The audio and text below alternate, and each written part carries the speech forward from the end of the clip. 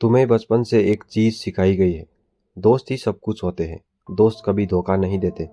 पर पावर की दुनिया में ये सब सबसे खतरनाक झूठ होते हैं। सच ये है, तुम्हारा दोस्त तुम्हें सबसे ज्यादा नुकसान पहुंचा सकता है और तुम्हें पता भी नहीं चलेगा, क्योंकि तुमने उसे परमिशन दे रखी होती है।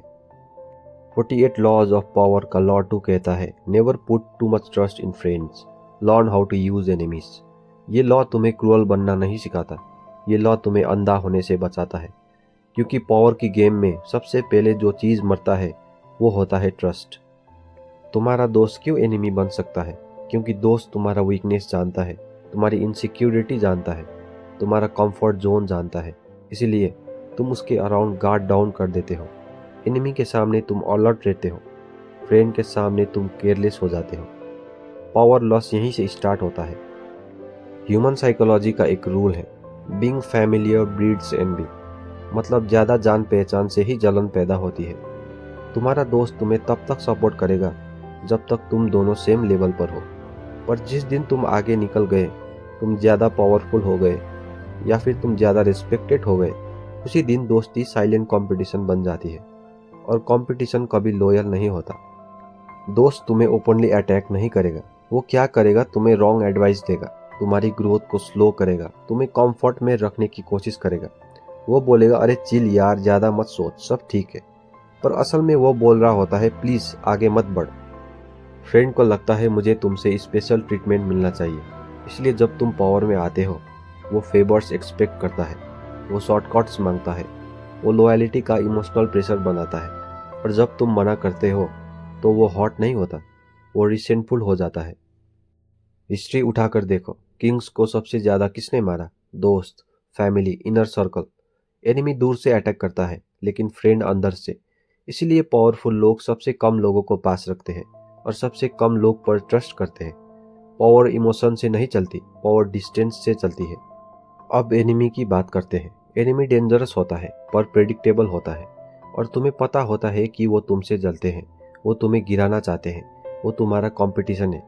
इसलिए तुम अलर्ट रहते हो, तुम प्रिपेयर्ड रहते हो। एनिमी तुम्हें शार्प बनाता है, लेकिन फ्रेंड तुम्हें सॉफ्ट बना देता है।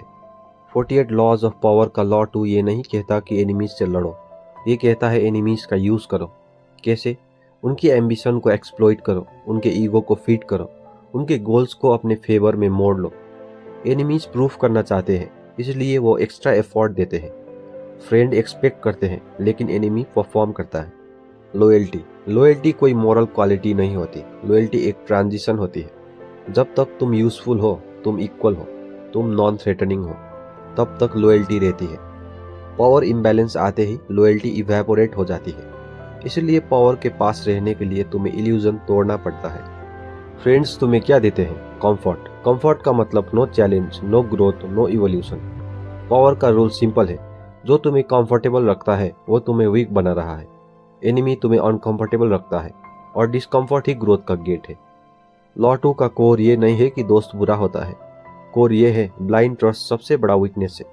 पावर के लिए तुम्हें सीखना होगा, ऑब्जर्व करना, डिस्टेंस रखना, इमोशन को कंट्रोल करना। जो ये नहीं करता वो हिस्ट्री का फुटनोट बन जाता है।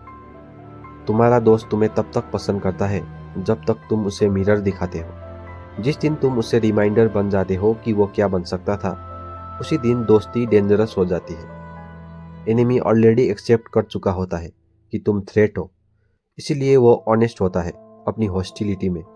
एनिमी तुम्हें गिराने की कोशिश करता है, फ्रेंड तुम्हें रुकने की। और पावर के गेम में रुकना ही सबसे बड़ा क्राइम है। लॉ 2 याद रखो, कभी भी दोस्त पर अंधा भरोसा मत रखो।